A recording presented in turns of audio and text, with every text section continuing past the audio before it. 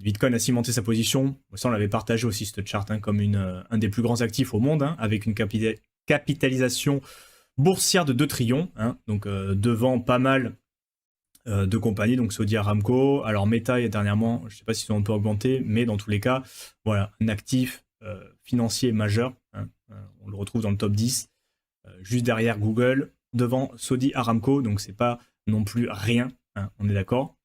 Et forcément, quand on a un actif qui prend autant de valeur avec un market cap aussi important, ben, il y a de l'inertie qui s'installe et ben, pour faire pumper, pour faire augmenter le prix, maintenant il faut des capitaux et des capitaux frais, donc des nouveaux capitaux entrants, des choses qui n'étaient pas encore présentes sur le marché, mais beaucoup plus importants pour avoir une croissance continue du market cap. C'est pour ça qu'on dit toujours Bitcoin à 200, 300K sur ce cycle, vous inquiétez pas, 2025, les prévisions les plus optimistes. On va voir maintenant un peu ce qui est rentré déjà sur Bitcoin, là où on a le prix, et rester un peu réaliste par rapport à tout ça, parce que plus on augmente, plus c'est exponentiel, en fait, les capitaux frais, les nouveaux entrants, les mecs qui ont besoin d'injecter, et là on parle de plusieurs milliards pour faire bouger un petit peu le market cap. Donc si on compare, là il y a les graphiques juste après, le bas du cycle, donc en novembre 2022, lorsque le cap réalisé, alors market cap réalisé, on l'évoque aussi souvent sur la chaîne, donc c'est le prix moyen qu'avaient les coins quand ils ont bougé. Donc en fait, au lieu de regarder le market cap qui est une photo à l'instant T, non, le circulating supply, donc les coins théoriquement qui sont disponibles, même si on sait que c'est pas exactement vrai parce qu'il n'y a pas tous les coins qui sont disponibles. Au lieu de regarder tous les coins disponibles multipliés par le prix à l'instant T, donc qui serait le market cap, on peut regarder le market cap réalisé, et donc en fait on regarde le prix qu'avaient les coins la dernière fois qu'ils ont bougé. C'est facile, sur Bitcoin on-chain, on a les UTXO, hein, donc les bitcoins qui ont été reçus à la sortie d'une transaction, quel prix ils avaient, on fait la moyenne pondérée de tout ça, et ça nous donne le market cap réalisé.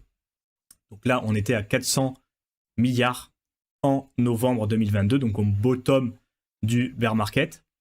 Et depuis novembre 2022, donc un peu plus de 2 ans, Bitcoin a absorbé un capital supplémentaire, donc il y a 450 milliards, donc plus de la moitié du market cap réalisé, donc c'est-à-dire il y avait une certaine quantité d'argent qui était rentrée sur Bitcoin, hein, et depuis ces 2 ans, il y a eu plus du double qui est rentré sur le marché pour atteindre un market cap réalisé de 850 milliards, et donc c'est cette entrée d'argent qui nous a poussé au 100K, voire un peu plus, mais dans tous les cas, vous avez vu que ça ne s'est pas fait avec 3 francs 6 sous, il y a vraiment énormément de liquidités, donc presque un demi-trillion en fait, hein, 450 milliards, qui sont rentrés sur Bitcoin. Donc là, on parle juste de Bitcoin. Alors là, c'est là où ça commence à devenir un peu charabia en français.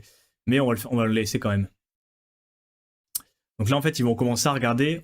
C'est acté mais qu'il y a beaucoup d'argent qui est rentré sur Bitcoin, qu'on a un gros market cap, qu'il y a voilà, l'argent qui est rentré. Et maintenant, on va voir d'où vient cet argent en fait. Donc, on va regarder. Donc là, ils font un ajustement, heuristique d'ajustement. En fait, ils ont une métrique pour ajuster en fonction des entités, pour voir où sont les volumes de transfert. Donc c'est là que vient ces 9 milliards par jour de volume de transfert, hein, avec en un an 3,2 trillions de volume échangé sur Bitcoin. Donc lorsqu'on compare le market cap de Bitcoin et divers altcoins, une divergence croissante. Donc là, on commence à arriver un peu sur ce qui se passe pour notre portefeuille d'alt. C'est que pour l'instant, il y a principalement Bitcoin qui a pumpé, hein. On le voit sur cette charte, en fait, il y a de plus en plus un gap entre le market cap de Bitcoin et le market cap des altcoins en général, ce qu'on ira voir aussi plus tard, hein. Et donc on voit cette divergence avec Bitcoin, donc qui a fait un x 5,3, et les altcoins qui ont fait un x 4,7. Donc vous voyez que ça n'arrête pas d'augmenter là dernièrement. Et c'est aussi avec la dominance qu'on voit régulièrement. Et là, ils regardent, alors, regardez le prix sur tous les coins qui ont été holdés. Ils vont découper par tranche, donc par tranche de 3 mois, et regarder un peu les rendements et le mouvement de prix juste sur ceux qui détiennent les pièces dans cette bande de 3 mois. Et regardez comment ça a évolué. Et donc là, on voit que les nouvelles demandes sur ce cycle est significative. Cependant, la richesse détenue dans les pièces de 3 mois est beaucoup plus faible qu'elle l'a été par rapport au cycle précédent. Donc il n'y a pas eu les mêmes ampleurs de nouvelles entrées de demande. Et c'est plutôt en pic et rafale. Donc là, on est sur un cycle atypique en fait, hein, avec un nouvel ATH en mars. On se rend compte voilà, qu'il y a eu moins de demandes, moins de mouvements. Et là, on arrive sur le fait que le retail n'est pas là. Hein. Si on isole le volume des transferts des petits portefeuilles, donc avec moins de 10K, et ça, c'est ce qui est intéressant dans les rapports de Glassnode et aussi leur outil, Glassnode Studio, bon, qui est payant, pour aller faire des analyses on-chain poussées, où on peut faire ce genre d'analyse, en fait, mais bon, qui nous donne aussi, après ceux qui choisissent ce qu'ils nous donnent, hein, dans leur rapport hebdomadaire, du coup, qui publient toutes les semaines, en général le mardi ou mercredi, aller regarder un peu les différents participants du marché. Et donc là, on regarde qu'il y a une baisse notable par rapport à 2021 des petits portefeuilles. Et cela se produit malgré l'augmentation du volume global et le prix plus élevé. Donc il y a plus de volume, le prix est plus élevé.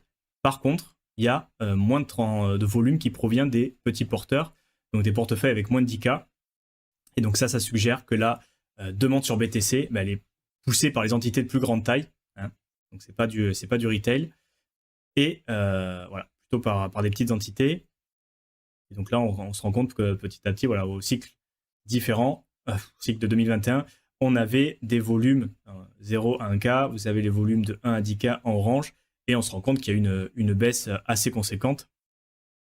Et on est même voilà, sur des niveaux, on a eu nos deux pics en mars et en novembre, où il y en a eu des volumes assez importants de la part des petits porteurs, donc c'est ceux qui rentraient concrètement sur le Bitcoin.